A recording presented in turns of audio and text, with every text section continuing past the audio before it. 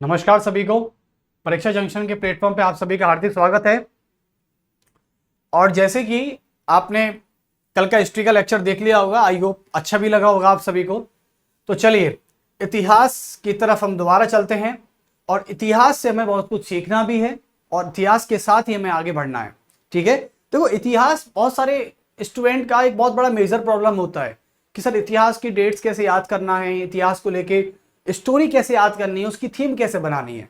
तो मैं आपसे एक ही बात कहूंगा कि इतिहास को सबसे याद करने का तरीका यही है कि आप जिस चीज को भी इतिहास में पढ़ते हैं, चाहे वो आपका एंशियंट हो, चाहे आपका मेडिवल हो और चाहे आपका मॉडर्न हिस्ट्री हो, आप जब किसी किसी चैप्टर को पढ़ रहे हैं ना, तो आप सबसे बड़ी बात है कि आप उस दुनिया में ही चले जाओ, क्योंकि वो दुनिया केवल उसमें जिसमें आप हो, और वो इतिहास है।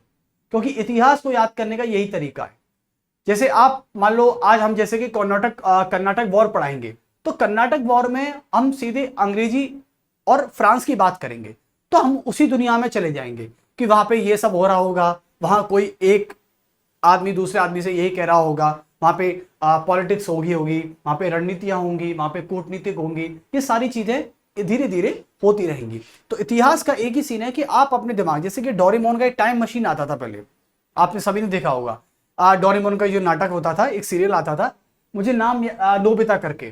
तो डोरेमोन जैसे क्या होता था कि टाइम मशीन में कूद के वहीं चला जाता था। हालांकि आज मैं बड़ा मिस करता हूं उस टाइम मशीन को कि आज होती तो शायद कितना अच्छा होता, हम इतिहास को देख भी सकते थे।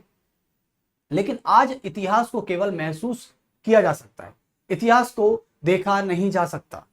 यह केवल महसूस वाली बात है। आप जितना इसे महसूस करोगे, इतिहास की कहानियां, इतिहास की डेट आपको सारी याद होंगी। चलिए, तो आज ईस्ट इंडिया कंपनी लगभग खत्म हो चुकी है सारी। मैंने पुर्तगीज कराया था, मैंने आपको डच कराया था, मैंने आपको ये ब्रिटिश कराया था और फिर फ्रांस कराया था। चारों ईस्ट इंडिया कंपनी बहुत इंपॉर्टेंट थी। और आज हम कर्नाटक युद्ध की तरफ बढ़ने वाले हैं। कर्नाटक युद्ध लगभग लगभग हम फ्रांसीसी ईस्ट इंडिया कंपनी को भी इसमें लेके चलेंगे, क्योंकि फ्रांस और अंग्रेजों के बीच में जो युद्ध हुए थे, यानी अंग्रेजी और फ्रांसीसी ईस्ट इंडिया कंपनी के बीच में जो युद्ध हुए थे, ये लगभग दोनों के बीच में हुए थे कर्नाटक वॉर में। और कर्नाटक युद्ध जो है वो अपने आप में एक बड़ा सबूत है दोनों की राजनीतिक प्रतिस्पर्धाओं का, दोनों के राजनीतिक महत्वाकांक्षाओं का, दोनों की साम्राज्यवादी महत्वाकांक्षाओं का। ये बहुत बड़ा एक सबूत है। तो इस सबूत को आगे देखते हैं। तो इससे पहले मैं थोड़ी बैक स्टोरी बताना चाहूंगा सभी को, एक बार क्लास में बने रहिए सब। देखिए, तो सबसे पहले हम टॉपिक डाल देते हैं कर्नाटक युद्ध। और ये चैप्टर है, टॉपिक नहीं है, कर्नाटक युद्ध यानी कर्नाटक वॉर। और कर्नाटक वॉर को हम किस प्रकार देखते थे आज एक बार। चलिए, तो थोड़ी सी हम बैक स्टोरी पे चलते हैं एक बार। बैक स्टोरी हमारे लिए बहुत इंपॉर्टेंट हो सकती है। देखिए कैसे। अब मैं बैक स्टोरी की बात करता हूं, और बैक स्टोरी में मैं ये देख लेता हूं एक बार कि किस प्रकार से हमको यहां पर बैक स्टोरी बनानी है, ताकि हम कर्नाटक वॉर में अच्छे से जंप कर पाए। इतिहास का यही फंडा है कि इतिहास में पहले हमको रिकैप बताना पड़ता है। ये रिकैप बड़ा बड़ा गंदा लफड़ा है। उसके अलावा फिर रिकैप बताओ, रिकैप के बाद बच्चों का थोड़ा सा मूड बनाओ, उसके बाद फिर इतिहास में आओ। इतिहास एक तुरंत प्रारंभ करने वाला विषय नहीं हो सकता। इतिहास के लिए हमें एक थीम बनानी होती है, सेट करना पड़ता है थीम को। कैसे? चलिए बैक स्टोरी पे बात कर लेते हैं एक बार। इसकी बैक स्टोरी क्या हो सकती है? देखो, आप सभी को पता है कि कर्नाटक युद्ध जो था, ये कर्नाटक युद्ध के नाम से फेमस है। और क्यों फेमस है? क्योंकि अंग्रेज यानी ब्रिटिश, अंग्रेज फ्रांस का युद्ध, या इसको हम संघर्ष भी कह सकते हैं, यानी अंग्रेज फ्रांस युद्ध संघर्ष, यानी अंग्रेजी ईस्ट इंडिया कंपनी और ब्रिटिश ईस्ट इंडिया कंपनी, यानी अंग्रेज के अधिकारियों और फ्रांस के अधिकारियों, उनकी सेनाओं के बीच में जो युद्ध किया गया, वो कैसा युद्ध था? अंग्रेजी फ्रांसीसी संघर्ष। इसे आप आंग्ल फ्रांसीसी संघर्ष भी कह सकते हैं। अंग्रेजों को हम आंग्ल भी कहते हैं। क्या कहते हैं? आंग्ल। एंग्लो यानी एंग्लो फ्रांसीसी संघर्ष। एंग्लो फ्रांसीसी संघर्ष इसको कहा जा सकता है। अब एक बार बैक स्टोरी पे जाते हैं। देखो, आप सभी को पता है कि हमारे भारत में अंग्रेजी ईस्ट इंडिया कंपनी और फ्रांसीसी ईस्ट इंडिया कंपनी भारत की सरजमीन पर काम कर रही थी। अच्छा, अंग्रेजी ईस्ट इंडिया कंपनी कब आई थी? अंग्रेजी ईस्ट इंडिया कंपनी जो थी, ब्रिटिश ईस्ट इंडिया कंपनी सन 1600 में आ चुकी थी, आप सभी को पता है। उसके बाद हमने देखा कि एक थी फ्रांसीसी ईस्ट इंडिया कंपनी, और फ्रांसीसी ईस्ट इंडिया कंपनी जो थी ये लगभग आ चुकी थी 1664 ईस्वी में। आप सभी को पता है 1664 में और 1600 में, यानी फ्रांसीसी ईस्ट इंडिया कंपनी जो थी ये भारत में आने वाली सबसे अंतिम यूरोपीय कंपनी थी। लेकिन भारत में अंतिम में तो आई थी, लेकिन इसने ऐसा काम करके बताया, अपनी शक्ति को ऐसे प्रदर्शन में ऐसा बताया, प्रदर्शन करके उसका शो ऑफ किया अपनी शक्ति का, और इतनी तकनीकी के साथ आई ये कंपनी कि उसने ब्रिटिश ईस्ट इंडिया कंपनी की नाक में दम कर दिया। मैंने कल भी बताया था कि घुटने टेकने पर मजबूर कर दिया इनको। कैसे, देखते हैं। तो अब क्या था कि एफईआईसी कंपनी और बीईआईसी कंपनी दोनों एक कंपनी एक ही सरजमीन पर थी, वो थी भारत में। बीईआईसी का जो हेडक्वार्टर था, यानी सूरत में कर सकते हैं इसको, और एफईआईसी का जो हेडक्वार्टर था ये बनाया गया था 1613 ईस्वी में। उसके बाद इनका भी सूरत में था, और ये बनाया गया था 1668 ईस्वी में, 1668 में और 1613 में। यानी आप एक बात मान लीजिए कि एक म्यान में दो तलवारें नहीं रह सकती, ये मैंने कल तक बता दिया था आप सभी को। और कहीं ना कहीं बीईआईसी अपना व्यापार जमा चुकी थी सूरत में, लेकिन एफईआईसी ने उसके काम में तुरंत अड़चन पैदा कर दी, सूरत में अपनी फैक्ट्री व्यापार स्थापित कर दिया और वहीं से व्यापार करना स्टार्ट कर दिया एफईआईसी ने। यानी फ्रांसीसी ईस्ट इंडिया कंपनी ने अपना व्यापार स्टार्ट कर दिया सूरत से। लेकिन एक सबसे बड़ी बात यहां पर यह आती है कि यहां तक आप सभी सहमत हैं? चलिए, अब कर्नाटक युद्ध की हम बात करें तो कर्नाटक युद्ध जो था ये पूरा युद्ध लड़ा गया था 1740 से लेके 1765 के बीच में, और 3 कर्नाटक युद्ध लड़े गए थे। कितने? 3। पहला कर्नाटक युद्ध, ठीक है, दूसरा लड़ा गया था यानी दूसरा कर्नाटक युद्ध, और एक तीसरा कर्नाटक युद्ध लड़ा गया। यानी 1765, 1740 से लेके और 1765 तक 3 कर्नाटक युद्ध लड़े गए थे, पहली बात। और इस कर्नाटक युद्ध को एंग्लो फ्रांसीसी संघर्ष बोलते हैं। अब यह युद्ध क्यों लड़ा गया इसकी बात जान लेते हैं। यानी पहले होती है भूमिका, इसकी भूमिका की बात करते हैं। देखो भूमिका कैसे बनती है। आप सभी को पता है कि 1740 में ऑस्ट्रिया का युद्ध चल रहा था, और ऑस्ट्रिया यूरोप की कंट्री है। क्या है? यूरोप की कंट्री ऑस्ट्रिया, जिसकी राजधानी का नाम है वियना। क्या है? वियना। तो ऑस्ट्रिया एक यूरोप का देश है। वहां पर उत्तराधिकारी को लेकर कि राजा का बेटा जो राजा बनता है और उसी राजा का बेटा फिर राजा बनता है, ये इसे कहते हैं उत्तराधिकारी नियम, कि राजा का बेटा राजा बनेगा। तो ऑस्ट्रिया में उत्तराधिकारी के युद्ध को लेकर भारत में जो अंग्रेज और फ्रांसीसियों के बीच में संघर्ष हुआ, उसी को हम कर्नाटक युद्ध के नाम से जानते हैं। ठीक है, तो इसकी भूमिका कहां से बनती है? इसकी भूमिका बनती है 1740 के ऑस्ट्रिया, 1740 के ऑस्ट्रिया के उत्तराधिकारी युद्ध से, उत्तराधिकारी युद्ध से इसकी भूमिका बन जाती है। 1740 में हुआ था ये, मैं आपको बता दूं, 1740 के ऑस्ट्रिया के उत्तराधिकारी युद्ध से। और फिर आगे क्या बनता है? आगे ये बना कि अंग्रेज और फ्रांसीसी यानी फ्रांस के बीच राजनीतिक महत्वाकांक्षाओं, राजनीतिक व साम्राज्यवादी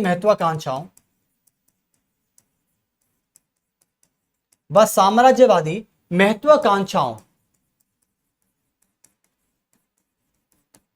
साम्राज्यवादी महत्वाकांक्षाओं के बढ़ने से दोनों के बीच एक संघर्ष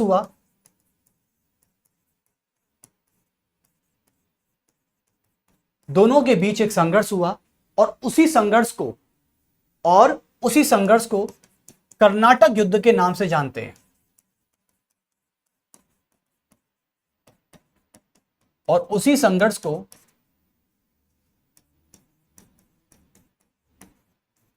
कर्नाटक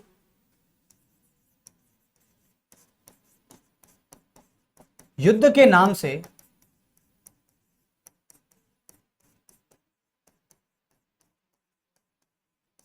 जाना जाता है। तो बात कहने का मतलब यह है कि जब मैं बात करता हूं कि अंग्रेज और फ्रांस के बीच में राजनीतिक महत्वाकांक्षा, अच्छा मुझे एक चीज बताइए, ये महत्वाकांक्षा क्या थी? देखो 1742 तक हम इतना जानते हैं, मैं आपको बता दूं एक बार। देखो जब हमारे पास अंग्रेज आए थे तो अंग्रेज व्यापार करने आए थे, लेकिन अंग्रेज धीरे धीरे जब व्यापार से मुनाफा कमाने लग गए तो इनको क्या लगने लगा कि भैया अब तो राजनीतिक महत्वाकांक्षा बढ़ा लो। क्यों बढ़ा लो, क्या जरूरत है ऐसी? देखो आप मुझे बताइए, कोई भी एक स्टूडेंट है, अच्छा आप मुझे बताइए कि आप कब ज्यादा पढ़ते हो, अपने रूम पर या लाइब्रेरी में? इसका जवाब देना एक बार मुझे। आप सबसे ज्यादा कहां पढ़ते हो, अपने रूम पर या लाइब्रेरी में? अब कई बच्चों का आंसर आएगा सर लाइब्रेरी में पढ़ते हैं हम तो ज्यादा, मतलब हमसे 1 घंटे 2 घंटे एक्स्ट्रा पढ़ाई लाइब्रेरी में हो जाती है सर, रूम पे तो बहुत कम हो पाती है पढ़ाई। क्यों हो पाती है भैया? नहीं लाइब्रेरी में ऐसा क्या रीजन है? देखो लाइब्रेरी में 2 रीजन हो सकते हैं, उस रीजन को छोड़ देना। हाँ पता चला कि सर वहां तो हमारी साथी है ना, इसलिए वहां तो हमें अच्छा लगता है पढ़ना, उसकी बगल वाली सीट पर बैठना, ये वो बात नहीं है, उसको छोड़िए आप, ठीक है।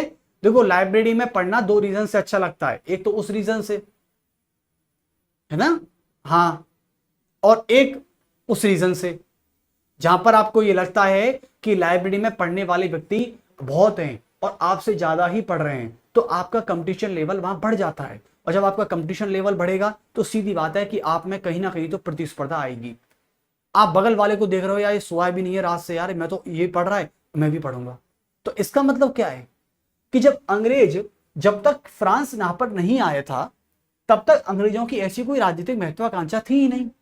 लेकिन जैसे ही फ्रांस आया और फ्रांस ने सूरत में फैक्ट्री खोली, मसूलीपट्टनम में अपनी फैक्ट्री खोली, उसके बाद मसूलीपट्टनम में यहां पर अपनी फैक्ट्री खोली, तो फैक्ट्री खोलने के बाद क्या करते हैं, जैसे फैक्ट्री खोल ली, अब फैक्ट्री खोली तो अंग्रेजों को डर लगने लगा।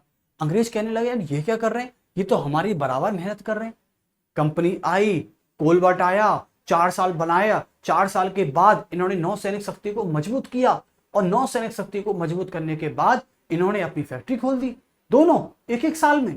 अरे यार तो गजब हो गया इनका। तो अंग्रेजों को लगने लगा कि भैया ये हमारे व्यापार को ठप्प कर सकते हैं। अब आप याद रखना कि जैसे आप लाइब्रेरी में सबसे ज्यादा पढ़ लेते हो, आपको मोटिवेशन मिलता है लाइब्रेरी में, तो इसका मतलब ये है कि आप कहीं ना कहीं महत्वाकांक्षा आपकी बढ़ चुकी है। आपके एम्बिशंस, आपके गोल, आपका ड्रीम बिल्कुल आपके सामने क्लियर है, यानी बिल्कुल क्लियर नहीं है, बिल्कुल विजन आपके सामने स्पष्ट है कि आपको जाना कहां है, आपको कितने घंटे पढ़ना है, ये सारी चीज आपके सामने स्पष्ट तौर पर आ चुकी है। तो महत्वाकांक्षा तभी बढ़ती है जब आपका कंपटीटर आपके सामने ही वो पढ़ रहा है या डेवलपमेंट कर रहा है, ठीक है। तो कहीं ना कहीं प्रतिस्पर्धा अंग्रेज और फ्रांस के बीच में लगभग बढ़ने लग गई थी। लेकिन ऐसा कब हुआ मैं आपको बता देता हूं। देखो फ्रांस की बात, एक बात मुझे पसंद आती है। देखो जैसे फ्रांस है, फ्रांस आप सभी को पता है कि 1720 तक इनकी शक्ति बहुत कमजोर हो गई थी। इनकी शक्ति बहुत कमजोर हो गई थी, लेकिन इनकी शक्ति में इजाफा कब होता है, कमजोर हो गई थी। इनकी शक्ति में इजाफा तब होता है जब ये लोग 1721 में मॉरिशस पर कब्जा कर लेते हैं। लिखो इनकी शक्ति में, यानी इनकी शक्ति तब बढ़ी, इनकी शक्ति तब बढ़ी जब इन्होंने 1721 में मॉरिशस पर कब्जा किया।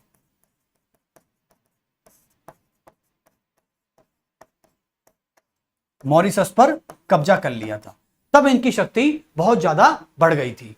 तो कहने का मतलब यह है कि फ्रांस भी अपनी शक्ति को बटोरने में लगा हुआ था और अंग्रेजी ईस्ट इंडिया कंपनी फ्रांस को अपना निशाना बनाती जा रही थी।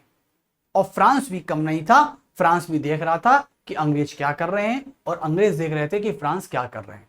अब कहानी स्टार्ट यहां से होती है। अब जो फाइनल है, अब मैं पहले कर्नाटक वॉर की तरफ बढ़ने जा रहा हूं। आप सभी मेरा बिल्कुल तरीके से लेक्चर भी देखना एक बार, ठीक है? चलिए, और ये लेक्चर सिर्फ आधे घंटे का रहेगा, यानी होने ही वाला है। तो सुन लीजिए, पहला कर्नाटक वॉर करा देते हैं आप सभी के लिए एक बार। आपकी कंटेंट में इजाफा भी हो जाएगा और आपकी बुद्धि में भी इजाफा होगा थोड़ा सा। सर बुद्धि तो है हम में बहुत, आप मानते नहीं हो। अरे मानते हैं, बुद्धि है, लेकिन दूसरे स्तर की बुद्धि की बात कर रहा हूं मैं। यानी कंटेंट के इजाफे में इस प्रकार से बात कर रहा हूं कि आपकी आज की उस नॉलेज में, कंप्लीशन की उस नॉलेज में थोड़ा इजाफा और कर लेते हैं। तो चलिए सभी डाल लीजिए, पहला कर्नाटक युद्ध 1740 से। और मैं आपको बता दूं, पहला कर्नाटक वॉर जो हुआ था ये 1740 से करीबन 48 के बीच हुआ था, 48 के बीच हुआ था। ये करीबन 51 से लेके 55 के बीच हुआ था। और ये सप्तवर्षीय था तो 56 से लेके 65 के बीच हुआ था। चलिए 58 कर लीजिए, सॉरी इसको, है ना। चल 58 से 65 के बीच हुआ था, तो 40 से 65 के हो गया। अब सभी डालेंगे पहला कर्नाटक युद्ध। अच्छा, आपसे कोई पूछे कि कर्नाटक वॉर हुआ क्यों था, तो आप बता दोगे राजनीतिक महत्वाकांक्षा बढ़ने के कारण हुआ था। ठीक है, चलिए यहां भी लिख दीजिए कारण। कारण क्या था? कारण यह था कि 1742 तक, नहीं ये हटा दीजिए एक बार, कि अंग्रेजों की, यानी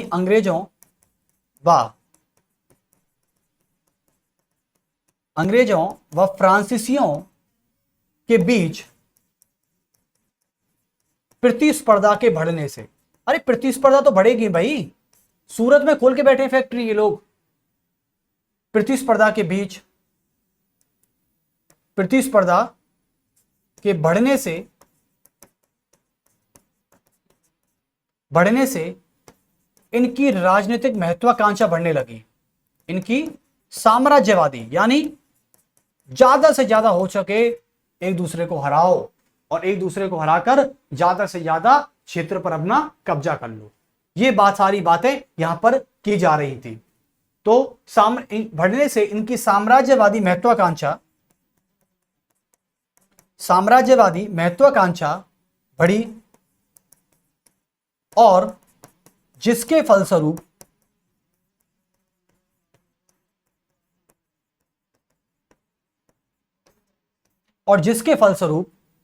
किसके महत्वाकांक्षा के बढ़ने से क्या होता है दोनों के बीच में, जिसके फलस्वरूप ये दोनों कंपनियां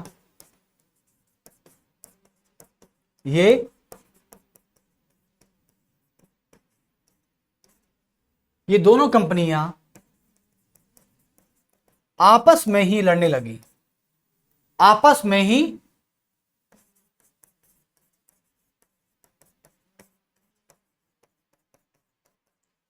ही लड़ने लग गई। बताओ कि नहीं हम जीतेंगे, यानी एक दूसरे को जीतने और एक दूसरे को हराने में ये कंपनी आपस में उलझ गई।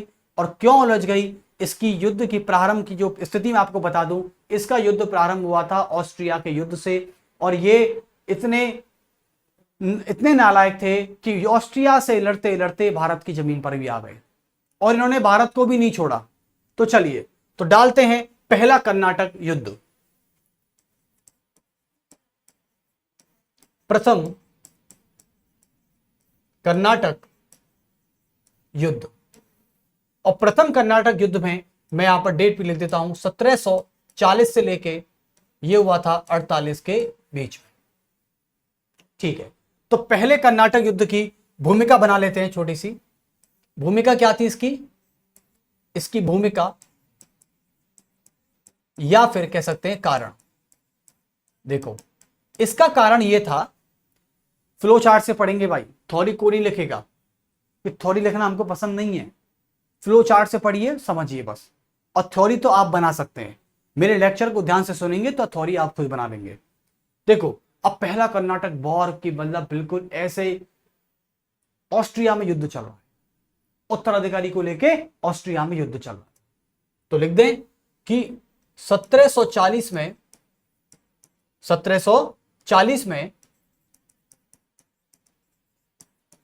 ऑस्ट्रिया यानी यूरोप में, कि भारत में मत समझ लेना कि भारत का मेरा गांव है, मैं तो सर ऑस्ट्रिया में रहता हूं।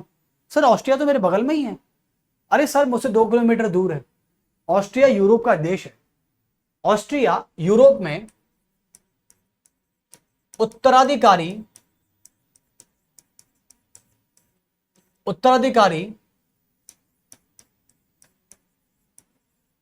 का युद्ध चल रहा था, ठीक है। तो इसके कारण ये भूमिका थी, ये कारण था इनका, उत्तराधिकारी का युद्ध चल रहा था और इसी से इनके बीच संघर्ष शुरू हुआ, और इसी से इन दोनों के बीच संघर्ष शुरू हो गया। इन दोनों के बीच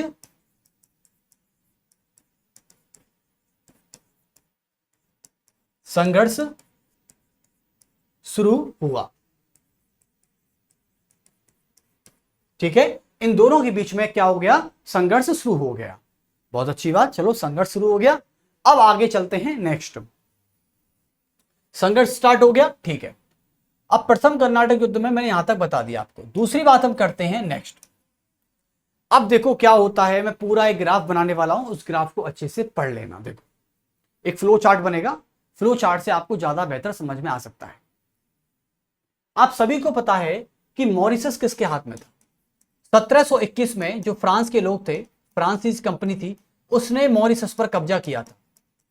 आप सभी को पता है, ये कल मैंने बता दिया था। यानी मॉरिशस पर जब फ्रांसीसी कंपनी ने अपनी शक्ति को मजबूत करना प्रारंभ किया था, तब 1721 में फ्रांसीसी कंपनी ने मॉरिशस पर कब्जा कर लिया था, और उस मॉरिशस जो था वो ये फ्रांस के हाथों में था, और यहां पर फ्रांसीसी कंपनी का गवर्नर बैठा था जिसका नाम था लावोर्दने। क्या था, लावोर्दने। इसकी बात बाद में करेंगे। अब 1721 में फ्रांस को, मॉरिशस को जान लीजिए बस, ठीक है, ओके। अब आते हैं नेक्स्ट। तो 1740 में युद्ध चल रहा था ऑस्ट्रिया का। जब ऑस्ट्रिया के उत्तराधिकारी की युद्ध भारत में खबर पहुंची इसकी कि भैया अंग्रेज और फ्रांस वहां पर लड़ रहे हैं, तो भारत में ब्रिटिश ईस्ट इंडिया कंपनी और फ्रांसीसी ईस्ट इंडिया कंपनी कर्नाटक को लेके लड़ने लग गई, क्योंकि कर्नाटक में भी कहीं ना कहीं उत्तराधिकारी की बात या उत्तराधिकारी का युद्ध शुरू होने ही वाला था। तो इसको लेके दोनों कंपनियों के बीच में क्या होता है, भिड़ंत हो जाती है। तो लिख देंगे आप यहां पर कि जैसे ही ऑस्ट्रिया के युद्ध की खबर, ऑस्ट्रिया के युद्ध की खबर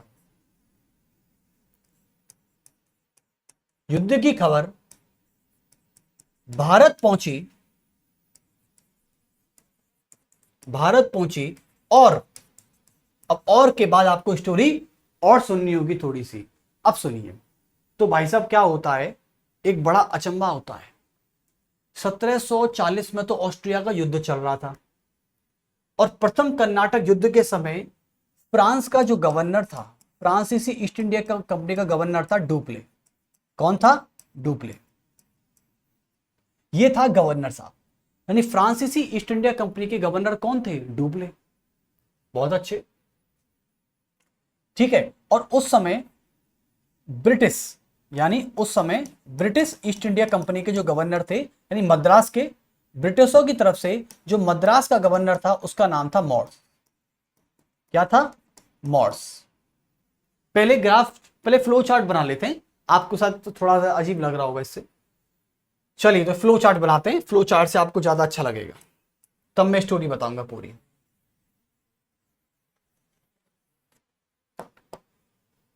देखिए, तो इसको हटा दीजिए एक बार। देखो फ्लो चार्ट ऐसे बनेगा, यहां पर लिखेंगे कर्नाटक, यहां लिखें कर्नाटक युद्ध।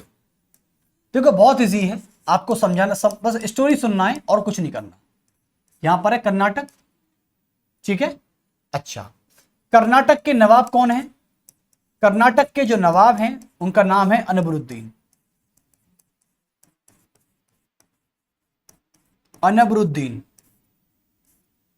ये कर्नाटक के नवाब हुए अनबरुद्दीन। नवाब को कहते हैं मुखिया।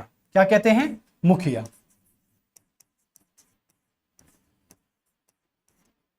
ये थे मुखिया, ठीक है। अच्छा, अब कर्नाटक छोड़िए, अब आते हैं इधर की तरफ।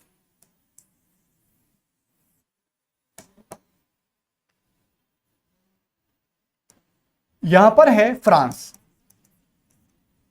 ठीक है। और फ्रांस की तरफ आते हैं कौन? पांडिचेरी, जिसका नाम आज पुडुचेरी है। यह है पांडिचेरी। यह फ्रांस की एक व्यापारिक नगर था पांडिचेरी। और आपको पता है कि हमारे फ्रैंको मार्टिन और लेस्पिने ने मिलकर पांडिचेरी नगर का विकास भी किया था। और पांडिचेरी नगर किसने बसाया है? फ्रांसीसी ईस्ट इंडिया कंपनी ने बसाया है। और उनमें दो व्यक्ति थे जिनका नाम था फ्रैंको मार्टिन और लेस्पिने। और कब बसाया था? 1673 में। यह आप सभी को पता है। तो पांडिचेरी किसका हुआ? फ्रांस का हुआ। अब आते हैं अंग्रेजों की तरफ। यहां पर थे अंग्रेज, ठीक है। और अंग्रेजों की तरफ था मद्रास। आप सभी को पता है कि अंग्रेजों ने 1639 के आसपास चंद्रगिरी के राजा, यानी 1640 के आसपास चंद्रगिरी के राजा से मद्रास को पट्टे पर लिया था। और मद्रास में अंग्रेजों ने किलेबंदी करवा के उसका नाम फोर्ट सेंट जॉर्ज किले का निर्माण करवाया था। यह आप सभी को पता ही है, कल मैंने बता चुका था ब्रिटिश ईस्ट इंडिया कंपनी में कि अंग्रेजों ने मद्रास को 1640 में हड़पा था। और फ्रांस को पांडिचेरी नगर का विकास फ्रांसों ने किया था, जिनका नाम था फ्रैंको मार्टिन और लेस्पिने। और ये इनका विकास किया गया था 1673 में। तो आप सभी को पता है कि अंग्रेजों का मद्रास हुआ और फ्रांस का पांडिचेरी हुआ। और कर्नाटक का नवाब था उस समय अनबरुद्दीन। और ये लगभग मैं बात कर रहा हूं 1740 से लेके 48 के बीच की बात। अब क्या होता है, धीरे धीरे कहानी स्टार्ट होती है, ठीक है। चलिए, तो एक्चुअली में क्या था कि 1740 में आप सभी को पता है 1740 में ऑस्ट्रिया का युद्ध चल रहा था। ऑस्ट्रिया का युद्ध चल रहा था, यानी कहां पर? यूरोप में। और उस समय आपको बता दूं कि पांडिचेरी में जो फ्रांसीसी ईस्ट इंडिया कंपनी का जो गवर्नर था, जिसका नाम क्या था? फ्रांसीसी ईस्ट इंडिया कंपनी का गवर्नर था डुप्ले। डुप्ले साहब थे। और अंग्रेजों के मद्रास में कौन बैठा था? अंग्रेजों के मद्रास में बैठा हुआ था मॉर्स। कौन था? मॉर्स। यानी मद्रास में अंग्रेज गवर्नर था मॉर्स। तो यहां पर मॉर्स पे जाके क्लिक कर लें। आपसे पूछा जाएगा कि प्रथम कर्नाटक युद्ध के समय कर्नाटक का नवाब कौन था? इसका नाम था अनबरुद्दीन। उससे पूछा जाएगा कि फ्रांसीसी ईस्ट इंडिया कंपनी का गवर्नर कौन था? आपका आंसर होगा डुप्ले। क्या होगा? डुप्ले। चलिए, डुप्ले याद रहेगा, डुप्ले याद रहना चाहिए, देखो याद रखना है, ठीक है। डुप्ले और अनबरुद्दीन और मॉर्स। अब मुझे एक बात बताइए, डुप्ले यहां पर था, ये व्यक्ति भाई साहब ऐसा था ना, देखो बता दूं, फ्रांसीसी ईस्ट इंडिया कंपनी का गवर्नर ही 1742 में नियुक्त हुआ था। कब हुआ था? 1742 में, ईस्वी में अपॉइंट हुआ था ये,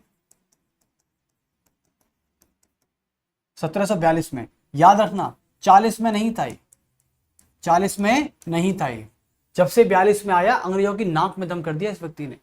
डुप्ले एक ऐसा व्यक्ति, फ्रांसीसी ईस्ट इंडिया कंपनी का एक ऐसा ऑफिसर जिसकी कुटिल बुद्धि, इतना चालबाज, कुछ भी कर दे भाई ये। इसने अंग्रेजों के घुटने तक लाने पर मजबूर कर दिया। यदि ये व्यक्ति और लंबे समय तक टिक जाता ना, तो अंग्रेज कभी भी भारत में राजनीतिक गुलामी का मार्ग नहीं खोल पाते, कभी भी नहीं खोल पाते। जिन्होंने जिस गुलामी बनाया भारत को, मैम इतना तो मुझे यकीन है कि फ्रांसीसी कंपनी कभी भी हमको गुलाम नहीं बनाती। जिस तरीके से अत्याचार अंग्रेजों ने किया है उस तरीके से अत्याचार कतई ना करती, इतना तो यकीन था, क्योंकि इनकी स्ट्रेटेजी बहुत अच्छे से काम करती थी। यदि यदि ये गुलाम बनाने वाले, फ्रांस हमें गुलाम बनाने वाला होता, तो आज टीपू सुल्तान जैसा महान शासक अपनी सेना को कभी भी फ्रांसीसियों की तर्ज पर प्रशिक्षित नहीं करता। हैदर अली का अपनी सेना को कभी भी फ्रांसीसियों की तर्ज पर प्रशिक्षित नहीं करता। लेकिन बहुत बड़ी अचंभे की बात है, किस्मत का वक्त और पलड़ा इतना भारी हो गया कि अंग्रेज जीत गए। जीते तो क्या, डुप्ले चला गया था बस, और कुछ नहीं है। और जीते तो जीते, धोखे से जीतना नहीं होता। आप अपने मन में खुश हो लेते हो कि सर जीत गए, लेकिन आपको कहीं ना कहीं पता होता है कि आप चीटिंग से और धोखे से जीते हो। जैसे कि कल को आप परीक्षा में नकल कर लो, ठीक है, परीक्षा में नकल करके आपने किसी टॉपर को भी पीछे छोड़ दिया, तो कहीं ना कहीं आपके मन में इस बात का शिकवा पूरी जिंदगी रहेगा कि मैंने चीटिंग करके टॉपर को भी हरा दिया, चीटिंग करके, वरना आज भी वो टॉपर ही है। यानी किसी की बुद्धि तो आप नहीं चोर लोगे ना। तो वही वाली बात है, डुप्ले के साथ यही था, सॉरी अंग्रेजों के साथ यही था। अंग्रेज चीटिंग करके ना, देखो, डुप्ले को हरा दिया। अंग्रेज बोलते हैं कि हमने डुप्ले को हरा दिया। मैं कहता हूं डुप्ले को हराने की हिम्मत अंग्रेजों में तो रत्ती भर की नहीं थी। बस बेचारा डुप्ले की किस्मत खराब थी, डुप्ले चला गया, वरना अंग्रेजों को तो वो यहां से घसीट घसीट कर मारता। ऐसा व्यक्ति था डुप्ले। इसलिए मैं डुप्ले का सम्मान बहुत करता हूं, इनका नहीं करता इतना, डुप्ले का सम्मान बहुत करता हूं। चलिए अब एक बात और देख लेते हैं।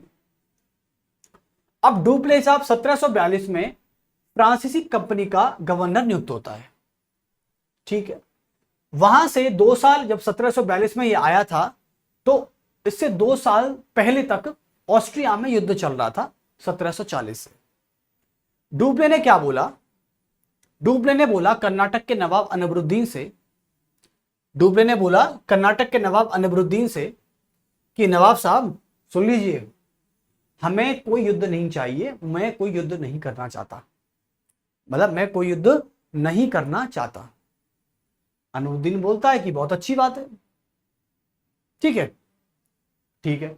अब डुप्ले ने बोला कि अनबरुद्दीन से कि मैं कोई युद्ध नहीं चाहता, ठीक है, मैं मानता हूं कि दोनों कंपनी टक्कर की हैं, मैंने इनकी फैक्ट्री सूरत में बना ली थी, इसलिए इनको चिढ़ हो रही है मुझसे। इनसे भी कह दो कि मैं युद्ध नहीं करना चाहता, दोनों का अपने अपने स्तर पे व्यापार करते हैं बढ़िया से, ठीक है। क्योंकि आपको पता है कि फ्रांसीसी जो थे ये सूरत में तो थे ही, और कब से थे? 1668 से थे। आप सभी को पता है ये मसूलीपट्टनम में भी थे,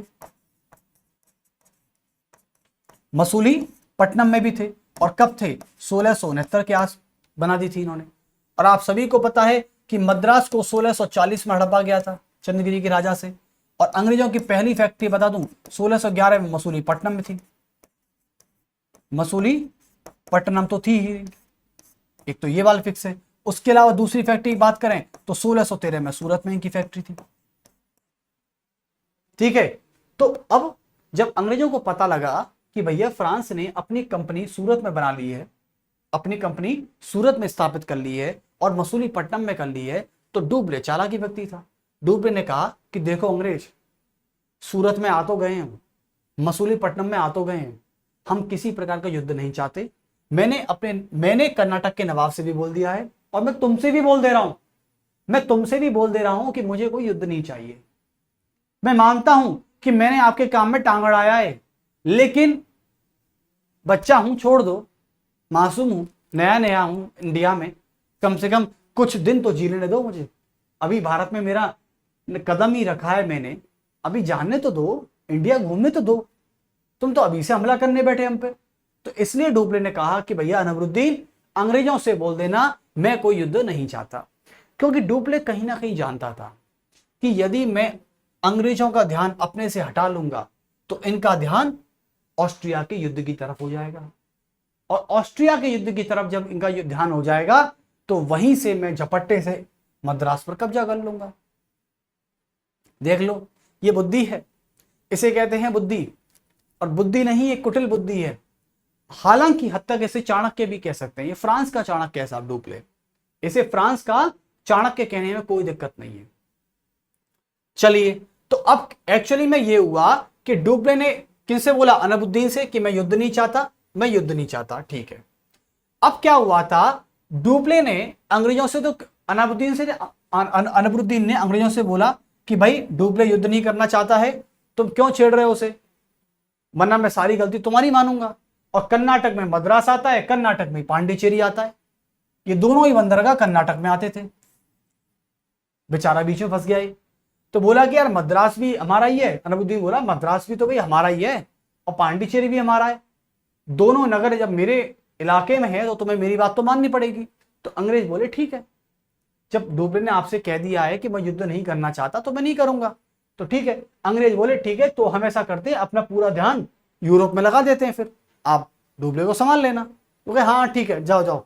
तो इसका मतलब यह था कि अंग्रेज मूव कर गए ऑस्ट्रिया के युद्ध की तरफ, अपना ध्यान इंग्लैंड ने पूरा यहां लगा दिया। हालांकि अंग्रेज भारत में तो थे, छोड़ के नहीं गए थे, लेकिन अपना पूरा ध्यान ऑस्ट्रिया की तरफ लगा दिया। ठीक है, ऑस्ट्रिया की तरफ लगाया। डुप्ले को बात पता चल गई। डुप्ले चुपचाप चुपचाप रात के टाइम अलाउद्दीन के पास गया। अलाउद्दीन से बोला, अरे अलाउद्दीन साहब गेट खोलो यार।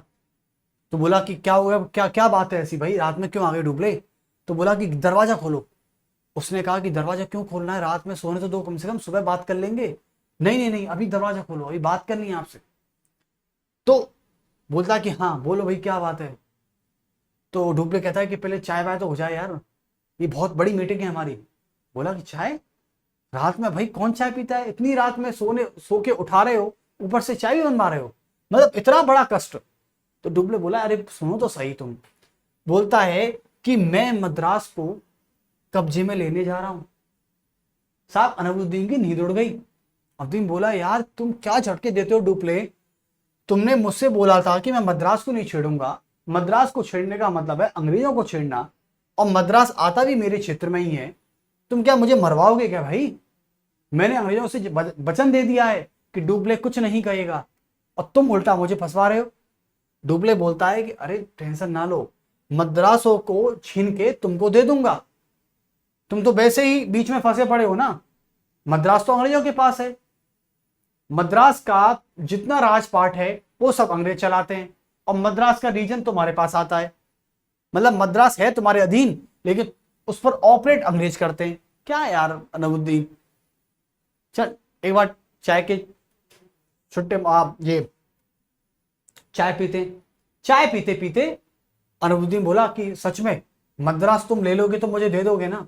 बोला कि हाँ हाँ तो मैं दे दूंगा, बस तुम्हारी सेना की जरूरत पड़ेगी मुझे अब। तो कर्नाटक का नवाब बोलता है कि ठीक है सेना ले लो। रात में ही डुप्ले ने अपनी फ्रांसीसी कंपनी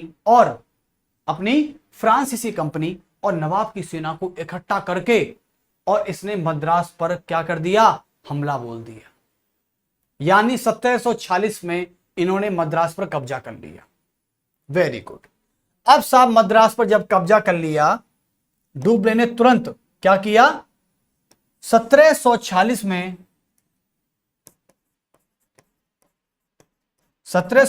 में कब्जा किया। क्या कर लिया? 1746 में इसने कब्जा कर लिया। और कब्जा किया तो तुरंत क्या किया, मॉरिशस के गवर्नर की सहायता से किया था। यहां पर लिख दीजिए मॉरिशस के गवर्नर, मॉरिशस के गवर्नर की सहायता से।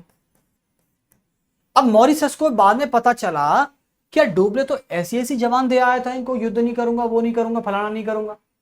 लाबोर्ड ने बोला यार कि ये तो डुप्ले तूने मेरी सहायता ले ली, मतलब तूने तो यार मुझे ये बताया था कि तूने तो मुझे कुछ नहीं बोला, जबकि कर्नाटक का नवाब तो ये कह रहा है मुझसे कि मैंने डुप्ले को खूब समझाया था, ये माना नहीं है, रात में उठा के चाय पिला के मुझे बोला कि मद्रास को लूंगा।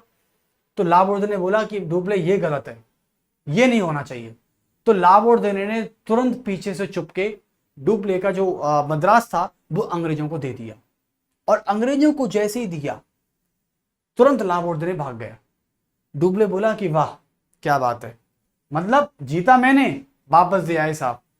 तुरंत डुप्ले ने मद्रास को फिर से कब्जा लिया, क्योंकि अंग्रेजों को बात पता नहीं थी अभी। अंग्रेजों को पता चलेगी जब बवाल तो तब होगा। तो एक्चुअली में पहला कर्नाटक युद्ध तब प्रारंभ हुआ जब डुप्ले ने मद्रास यानी मद्रास पर 1746 में कब्जा कर लिया था। और उसके बाद असली बात तो अब स्टार्ट होती है।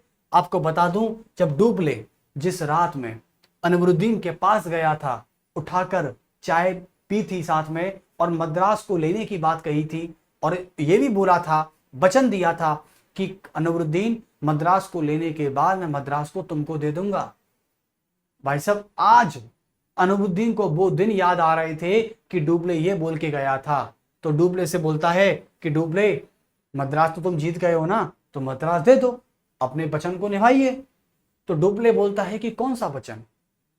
डुप्ले बोलता है कौन सा वचन निभाऊं? तो बस यही कहानी थी। और यहां से जब ये बात अंग्रेजों को पता लगती है तो अंग्रेज इसको सहन नहीं कर पाते हैं। हालांकि इसकी कुछ स्टोरी भी है। तो अनवरुद्दीन के एक पुत्र थे जिनका नाम था महफूज खान। एक पुत्र थे महफूज खान। क्या थे? महफूज खान एक पुत्र थे। और महफूज खान ने तुरंत अपने पिता का बदला, यानी सबका बदला लेगा, तेरा भाई था, बाप का, सबका बदला लेगा। वो है महफूज खान। महफूज खान ने डुप्ले को हराने की कोशिश की, लेकिन महफूज खान मारा गया। यानी डुप्ले ने तुरंत इसकी सेना को हरा दिया। और डुप्ले तुरंत मद्रास पर कब्जा करने के बाद कहां पहुंचा? फोर्ट सेंट डेविड, यानी पांडिचेरी के दक्षिण में स्थित अंग्रेजों की एक बस्ती हुआ करती थी जिसका नाम था फोर्ट सेंट डेविड। उसकी तरफ कब्जा करने निकला, लेकिन अंग्रेजों को तब तक खबर लग गई। अंग्रेजों ने कहा कि यह व्यक्ति मद्रास तो ले चुका है, कहीं हमारी बस्ती को भी ना ले ले, तो इसको फटाफट से रोका जाए। तुरंत इंग्लैंड से सेना आई। इंग्लैंड से सेना आने के बाद तुरंत पांडिचेरी यानी फ्रांस, डुप्ले जो था वो तुरंत पांडिचेरी की तरफ भागा, और यह नीति असफल रह गई। फोर्ट सेंट डेविड बस्ती बच गई, मद्रास को बाद में लौटा दिया गया, बात खत्म। यानी कुल मिला के बात यहां पर आती है निष्कर्ष के तौर पर। स्टोरी आप समझ गए होंगे सभी। तो कुल मिला के बात इस निष्कर्ष तक पहुंची। और क्या निष्कर्ष था? इसका कंक्लूजन ये था। और आज का लेक्चर केवल यहीं तक रखेंगे हम। आज का लेक्चर यहीं तक होगा, यानी 1 घंटा लगभग होने वाला है। आज का लेक्चर यहीं तक रखेंगे। इस निष्कर्ष को अच्छे से पढ़ लेते हैं एक बार। चलिए, तो आप सभी को पता है कि निष्कर्ष में यह था कि डुप्ले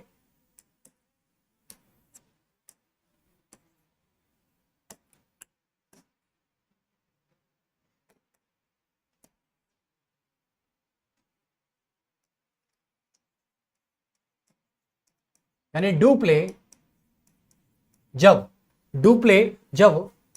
1746 में मद्रास पर कब्जा करने के बाद, मद्रास पर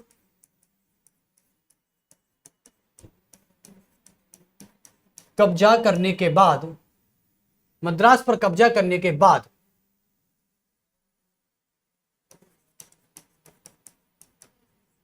अंग्रेजों की पांडिचेरी में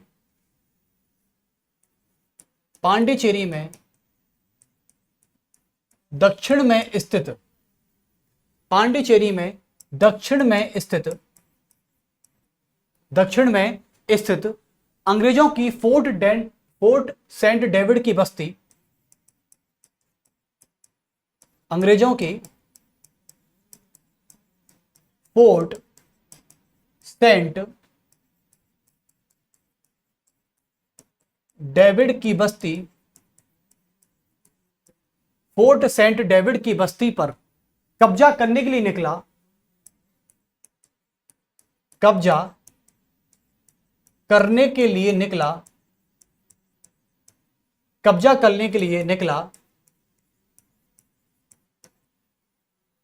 निकला। तभी इंग्लैंड से अतिरिक्त सेना मंगाई गई। तभी इंग्लैंड से अतिरिक्त सेना मंगाई गई, अतिरिक्त सेना मंगाई गई और यह डुप्ले की यह नीति असफल हो गई। मंगाई गई और डुप्ले की यह रणनीति,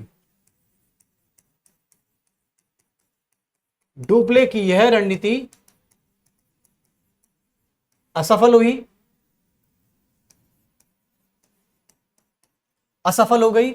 बस असफल हो गई तो अब यहां पर क्या होता है, और उस समय ऑस्ट्रिया में युद्ध खत्म हो चुका था लगभग। तो 1748 में कारण यह भी था कि 1748 में ऑस्ट्रिया के युद्ध खत्म हो चुका था, ऑस्ट्रिया का युद्ध समाप्त हो चुका था, युद्ध समाप्त हो चुका था। तो यहां पर लड़ने से कोई फायदा नहीं था भाई, जिसके कारण से लड़े वही कारण खत्म हो गया, तो युद्ध किस बात का, युद्ध समाप्त हो चुका था। और इसलिए भारत में दोनों के बीच, भारत में दोनों के बीच, दोनों के बीच, दोनों के बीच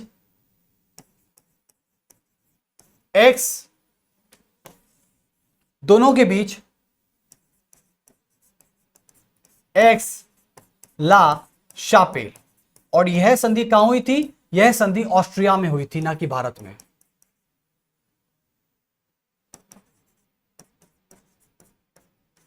ऑस्ट्रिया, एक्सला शापेल की संधि की गई, संधि की गई और मद्रास को लौटाया गया।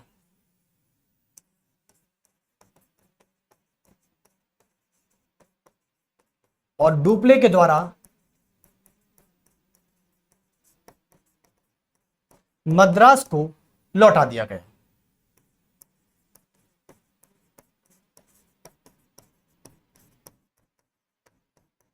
मद्रास को लौटा दिया गया। दैट्स इट, आप समझ गए यहां तक सभी? चलिए बहुत अच्छे। तो यहां पर याद रखना, एक बात आपको याद रखनी है कि कर्नाटक का नवाब कौन था, अनबरुद्दीन। फ्रांस में ईस्ट इंडिया कंपनी का गवर्नर कौन था, डुप्ले, 1742 में अपॉइंट हुआ था। 1740 के ऑस्ट्रिया का युद्ध याद सभी को, ठीक है। अंग्रेजी ईस्ट इंडिया कंपनी के मद्रास का गवर्नर मॉर्ट्स था, वेरी गुड। कर्नाटक का नवाब अनबरुद्दीन। उसके अलावा बात करते हैं और क्या था। और एक बार देखा गया कि 1746 में डुप्ले ने मद्रास पर कब्जा किया था मॉरिशस के गवर्नर लाबोर्दने की सहायता से। यानी मॉरिशस का गवर्नर कौन था, लाबोर्दने। और मॉरिशस 1721 से किसके कब्जे में था, फ्रांस के कब्जे में था, पहली बात। अब आते हैं 1748 में ऑस्ट्रिया का युद्ध समाप्त होता है। जब युद्ध का कारण ही खत्म हो जाए तो युद्ध किस लिए चलेगा, किस लिए नहीं चलेगा, यानी वो युद्ध भी खत्म। जिस चीज का कारण खत्म वो चीज खत्म। तो कहने का मतलब यह है कि इसलिए भारत में दोनों के बीच में, यानी अंग्रेजी और फ्रांसीसी कंपनी के बीच में, यानी डुप्ले और मॉर्ट्स के बीच में यह समझौता किया गया और एक्सला शापेल की संधि वहां पर हुई। तो वो संधि यहां भी मान्य की गई और यह संधि 1748 में हुई थी, याद रखना। 1748 में एक संधि की गई जिसका नाम था एक्सला शापेल की संधि, ठीक है। और यह संधि भारत में ना होकर ऑस्ट्रिया में की गई थी क्योंकि युद्ध भी वहीं चल रहा था। और डुप्ले ने तुरंत क्या कर दिया, मद्रास को लौटा दिया, क्योंकि संधि का मतलब होता है शांति। लेकिन यह शांति अभी रुकेगी नहीं और 51 से लेकर 55 तक कर्नाटक का दूसरा वॉर होगा। लेकिन दूसरे वॉर की चर्चा आज ना करके हम कल करेंगे और कल आपसे फिर दूसरे और तीसरे कर्नाटक वॉर की तरफ मिलेंगे। चलिए तो फिर मिलते हैं आपसे कल और कल के लेक्चर में, ठीक है। सभी को मेरा नमस्कार और सभी को मेरा शुभ दिन की शुभकामनाएं कि आपका बचा हुआ दिन अच्छा हो। अब तक का आपका समय अच्छा गया होगा, लेकिन फिर मिलते हैं आपसे कल। चलिए तो हैव अ गुड डे, नमस्कार सभी को।